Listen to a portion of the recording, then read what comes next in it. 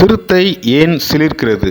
திமுகவின் உற்ற நண்பரான விடுதலை சிறுத்தைகள் கட்சியின் தலைவர் திருமாவளவன் மது ஒழிப்பு மாநாட்டுக்கு அதிமுக கட்சிக்கு விடுத்த பொது அழைப்பு தற்போது அவர் நினைத்ததற்கு மாறாக பல்வேறு திசைகளில் பயணிக்கிறது. அனைத்து அரசியல் கட்சி தொண்டர்களும் சமூக ஊடகங்களில் கருத்து சொல்கின்றனர். அனைத்து கட்சிகளும் தங்களுக்கென்று இணைய அணி என்றே ஒன்றை வைத்துள்ளன.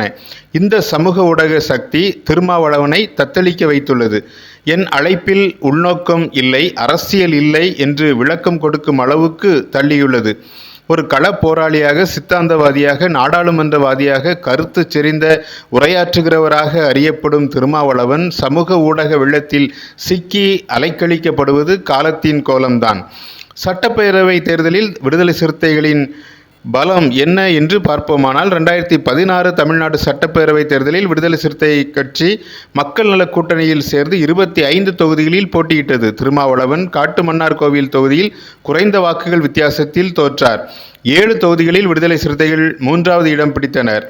ரவிக்குமார், ஷாநவாஸ் உள்ளிட்ட கட்சி பிரமுகர்கள் 4வது இடத்தையே பிடித்தனர். தற்போது திருமாவளவன் எடுத்திருக்கும் ஆயுதமான மது ஒழிப்பை பற்றி பார்ப்போம். தொடர்ந்து அரசியல் கணக்குகளை பார்ப்போம். 2024 மார்ச் 31ஆம் தேதியுடன் முடிந்த நிதியாண்டில் டாஸ்மாக் வருமானம் ஏறத்தாழ 45,855 கோடி ரூபாய். முந்தைய ஆண்டை காட்டிலும் ஏறத்தாழ 1,700 கோடி ரூபாய் அதிகம். ஏறக்குறைய 5,000 டாஸ்மாக் கடைகள் உள்ளன. 1 கோடி பேர் டாஸ்மாகில் மது வாங்கி அருந்துவதாக கூறப்படுகிறது. மது விற்பனையை செய்வதற்கு அரசும் அப்போது ஆளும் கட்சியின் தொண்டர்களும் சில காரணங்களை சொல்வார்கள். ஆளும் கட்சி மாறினாலும் கள்ளச்சாராயம் பெருகும், இங்கே தடை செய்தால் அண்டை மாநிலங்களுக்கு சென்று குடிப்பார்கள் என்ற காரணங்களை மாற்றாமல் அப்படியே சொல்வார்கள். தற்போது அரசாங்கம் விற்கும் மது தாராளமாக கிடைக்கும் நிலையில்தான் கள்ளக்குறிச்சியில் அத்தனை பேர் விஷச்சாராயத்தை அருந்தி உயிரிழந்தனர். ஆகவே மது விற்பனை இருந்தால் கள்ளச்சாராய விற்பனை இருக்காது என்பது காரணம் சொல்வதற்கு ஏற்றதாக இருக்கலாம், உண்மையாக இருக்க வாய்ப்பில்லை. மதுவுக்கு தடை இருந்தது என்பதை அறியாத தலைமுறையினரே தற்போது அதிகமாக இருக்கின்றனர். மது தமிழ்நாடு எங்கும் தாராளமாக கிடைக்கிறது. பிறந்த நாளுக்கு கேக் வாங்குவது போல் எந்த கொண்டாட்டத்துக்கும் இளைஞர்கள் மது வாங்குகின்றனர். எல்லைகளை மீறும் சந்தோஷத்தை அனுபவிக்க இளம் தலைமுறையினர், பள்ளி மாணவ மாணவியரும் கூட மது அருந்துகின்றனர். அவற்றை சமூக ஊடகங்களில் பகிர்கின்றனர். மூத்த ஊடகவியலாளரான ஏழுமலை வெங்கடேசன் தன்னுடைய முகநூல் பதிவில், நாடு சுதந்திரம் அடைந்தது முதல் தமிழகத்தில் மதுவிலக்கு அமலில் இருந்தது. 1967இல் அறிஞர் அண்ணா முதலமைச்சராக பதவியேற்ற போது தமிழகத்தில் கடுமையான நிதி நெருக்கடி, இலவச அரிசி போன்ற சமூக நலத்திட்டங்களை செயல்படுத்த முடியாத அளவிற்கு நிதி நிலைமை. அப்போது மதுவிலக்கை தளர்த்தினால் அரசுக்கு பல 100 கோடி ரூபாய்கள் கிடைக்கும் என்று அதிகாரிகள் யோசனை தெரிவித்தனர். ஆனால் அறிஞர் அண்ணாவோ மதுபான விற்பனை மூலம் கிடைக்கும் வருமானம் தொழுநோயாளி கையில் உள்ள வெண்ணெய் உருண்டை மாதிரி, அதை எடுத்து சாப்பிட முடியாது என்று சொல்லி தவிர்த்து விட்டார். அண்ணா மறைந்து கலைஞர் முதலமைச்சரான பிறகு திமுக ஆட்சியில் 1971ஆம் ஆண்டில் மதுவிலக்கு தளர்த்தப்பட்டு சாராய கடைகள் திறக்கப்பட்டன. தனது எல்லா படங்களிலும் மதுவுக்கு எதிராக பிரச்சாரம் செய்து வந்த எம்ஜிஆரும் அப்போது திமுகவில் பொருளாளராக இருந்தார்.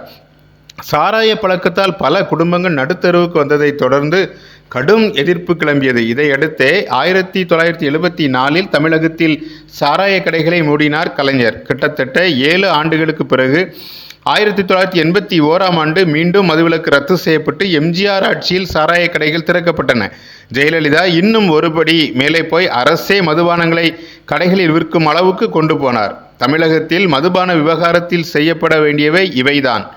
1. மதுபான விற்பனையை நேர்மையாகவும் சீராகவும் நடத்த வேண்டும். அதே போல மது அருந்திவிட்டு வாகனம் ஓட்டுவது, பொது போக்குவரத்துகளில் பயணிப்பது போன்ற விஷயங்களை முடிவுக்கு கொண்டுவர சட்டத்திட்டங்களை கடுமையாக்க வேண்டும்.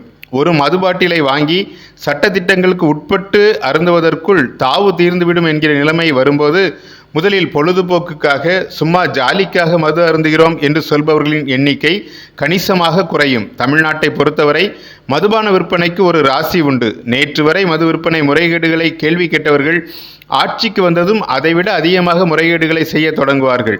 நேற்று வரை முறைகேடு செய்து ஆட்சியை இழந்து எதிர்க்கட்சியானவர்கள் இப்போது முறைகேடு என்று துள்ளி குதிப்பார்கள் என்று கூறியுள்ளார். 2021 சட்டப்பேரவை தேர்தலில் திமுக கூட்டணியில் விடுதலை சிறுத்தைகள் கட்சி 11 இடம் கேட்டு 6 இடம் பெற்றது. 2011இல் கூட்டணியில் கிடைத்த 10 தொகுதிகளுக்கு மேலாக ஒரு தொகுதியாவது வேண்டும் என்று அதன் தொண்டர்கள் போராட்டமெல்லாம் செய்தார்கள். ஆனால் திமுக 2 பொது தொகுதிகள் உட்பட 6 தொகுதிகளையே கொடுத்தது. 2021ஆம் ஆண்டு சட்டப்பேரவைத் தேர்தலில் திமுக கூட்டணியில் விடுதலை சிறுத்தைகள் அரக்கோணம், செய்யூர், திருப்போரூர், நாகப்பட்டினம், வானூர், காட்டுமன்னார்கோவில் ஆகிய 6 தொகுதிகளில் போட்டியிட்டது.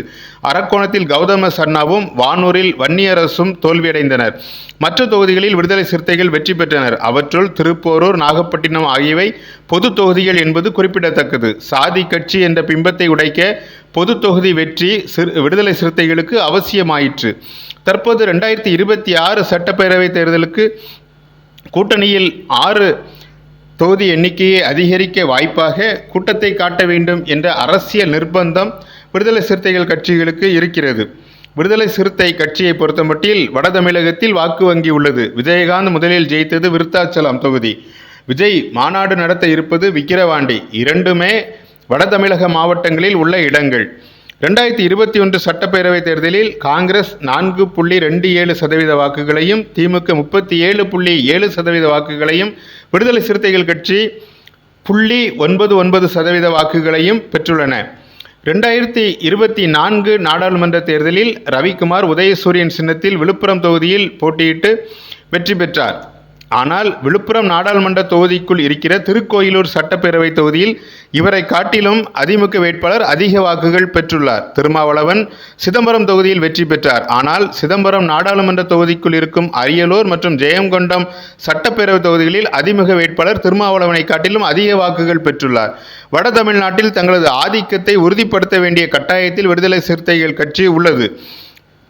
விஜய்க்கு திரளும் கூட்டத்திற்கு குறையாமல் தன்னை காட்ட வேண்டிய அவசியத்தில் விடுதலை சிறுத்தைகள் கட்சி பல கட்சிகளை மது ஒழிப்பு என்ற பெயரில் மாநாட்டுக்கு அழைக்கிறது. வட தமிழ்நாட்டு இளைஞர்கள் விஜயின் பக்கம் சென்று விடாமல் தங்கள் பக்கம் ஈர்ப்பதற்கு மது ஒழிப்பு என்னும் பெயரில் நடக்கும் இந்த மாநாட்டை பயன்படுத்தி கொள்ளவும் விடுதலை சிறுத்தைகள் நினைக்கலாம். ஆனால் இதுவரை எந்த கட்சியும் மது ஒழிப்புக்கு விழிப்புணர்வு செயல்பாடுகளில் ஈடுபடவில்லை. ஏனெனில் கட்சிகளுக்கு அது தேர்தல் கால காரணம் மட்டுமே.